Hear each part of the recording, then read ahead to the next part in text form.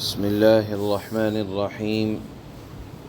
الحمد لله رب العالمين، والصلاة والسلام على أشرف الأنبياء والمرسلين محمد وعلى آله وأصحابه أجمعين. أما بعد، فأعوذ بالله من الشيطان الرجيم. بسم الله الرحمن الرحيم.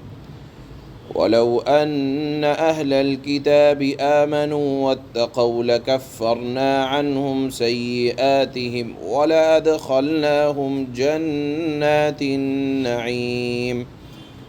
ولو أنهم أقاموا التوراة والإنجيل وما أنزل إليهم من ربهم لأكلوا من فوقهم ومن تحت أرجلهم منهم أمة مقتصدة وكثير منهم ساء ما يعملون. صدق الله مولانا العلی العظیم. اللہ تعالیٰ نے ان آیات میں اللہ کے نبی صلی اللہ علیہ وسلم کے زمانے کے یہود و نصارہ کو یا اہل کتاب کو ایمان کی دعوت دی. یہ قیامت تک آنے والے جتنے اہل کتاب ہیں اللہ تعالیٰ سب کو ایمان کی دعوت دیتے ہیں اور فرماتے ہیں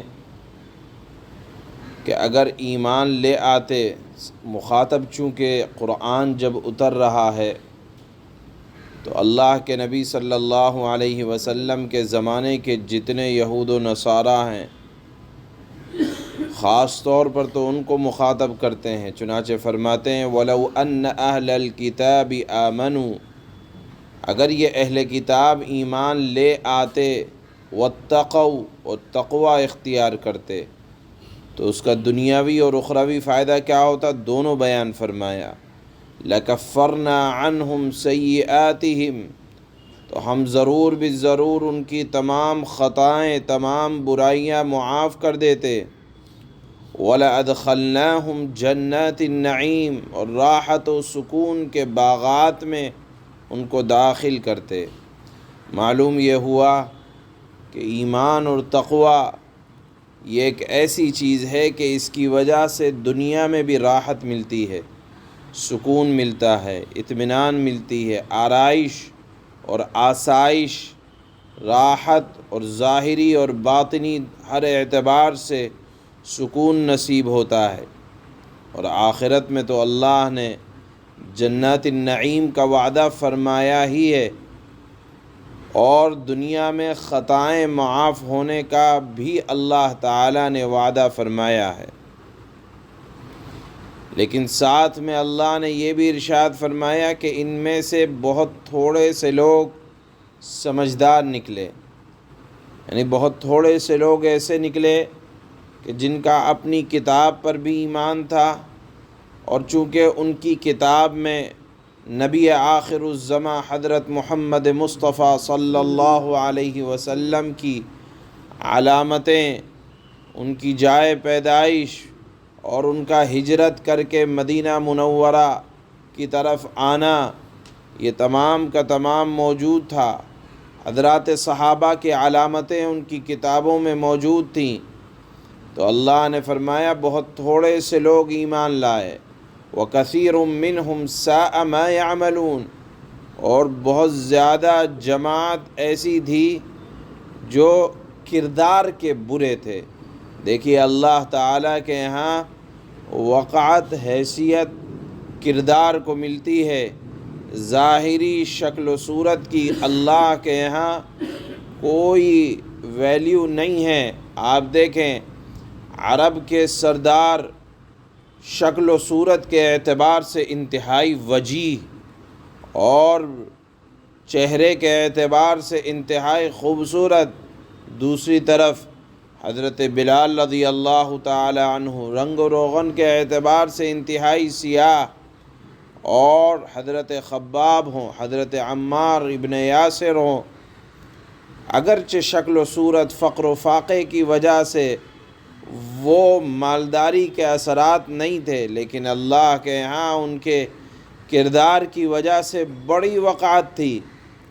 تو یہیں اللہ نے یہ فرمایا کہ یہود و نصارہ کردار کے اعتبار سے برے تھے، اور وہ ایمان کی دولت کو اس وجہ سے قبول نہیں کر رہے تھے کہ وہ جانتے تھے کہ ہم اپنی قوم کے بڑے ہیں، ہم چودھری لوگ ہیں، اور ہم اپنی قوم کو تحریف کر کے ان کی کتابوں میں ان سے مال ایٹھتے ہیں، تو اگر ہم ہی ایمان لے آئیں گے تو ہمیں دنیا کی نعمتیں چھن جائیں گی۔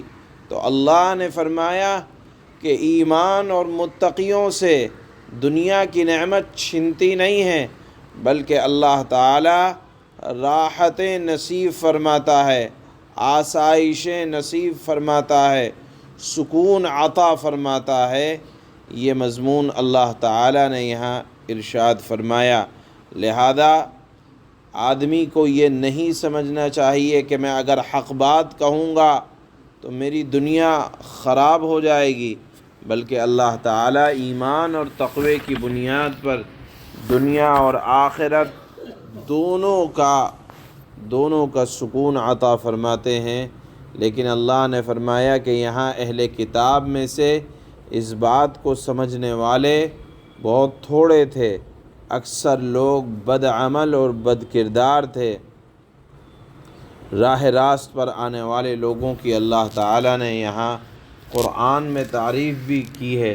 اللہ تعالیٰ جس قوم کی اگر برائی کو بیان فرماتے ہیں تو اگر کوئی اچھائی بھی ہوتی ہے اس کا بھی ذکر فرماتے ہیں۔ چنانچہ فرمایا اللہ نے یہاں کہ کچھ اچھے بھی لوگ تھے، یعنی اللہ کے نبی صلی اللہ علیہ وسلم پر ایمان لے آنے والے یہود و نصارہ میں سے ہوئے ہیں، ان کی تعریف بھی کی ہے۔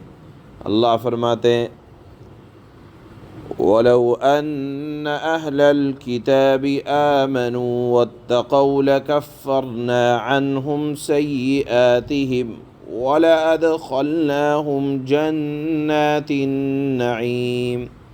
اور اگر اہل کتاب ایمان لے آتے اور تقوی اختیار کرتے تو ہم ضرور بالضرور ان کی برائیاں معاف کر دیتے، اور انہیں ضرور آرام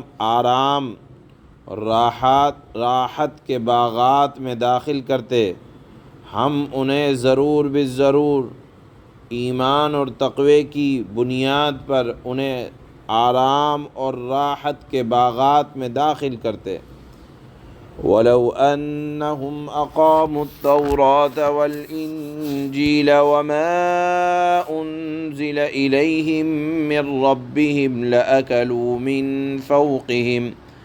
لَأَكَلُوا مِنْ فَوْقِهِمْ وَمِنْ تَحْتِ أَرْجُلِهِمْ مِنْهُمْ أُمَّةٌ مُقْتَصِدَةٌ وَكَثِيرٌ مِّنْهُمْ سَاءَ مَا يَعْمَلُونَ۔ اور اگر وہ تورات، انجیل اور جو کتاب اب ان کے پاس ان کے رب کی طرف سے بھیجی گئی ہے، یعنی قرآن، اور اس کی ٹھیک ٹھاک پابندی کرتے، یعنی اس پر عمل کرتے، ایمان لاتے، تو وہ اپنے اوپر اور اپنے نیچے ہر طرف سے اللہ کا رزق کھاتے۔ یہ بات اللہ نے اس لیے فرمائی کہ وہ تورات اور انجیل میں اس لیے رد و بدل کرتے تھے کہ وہ یہ انجام کے اعتبار سے وہ اس لیے کرتے تھے کہ ہمیں ان کی طرف سے یا اپنی عوام کی طرف سے ان کے من پسندیدہ مسائل بیان کرنے کی وجہ سے رشوت لیتے تھے، کھاتے تھے، حرام کھاتے تھے۔ تو یہ سمجھتے تھے کہ اگر ہم قرآن پر ایمان لائیں گے تو ہماری روزی روٹی بند ہو جائے گی۔ تو اللہ نے فرمایا کہ اگر وہ تورات، انجیل اور جو کتاب اب ان کے پاس ان کے رب کی طرف سے بھیجی گئی ہے، یعنی قرآن، اس کی ٹھیک ٹھاک پابندی کرتے تو رزق اللہ بند کرنے والا نہیں ہے، تو وہ اپنے اوپر اور اپنے نیچے ہر طرف سے اللہ کا رزق کھاتے۔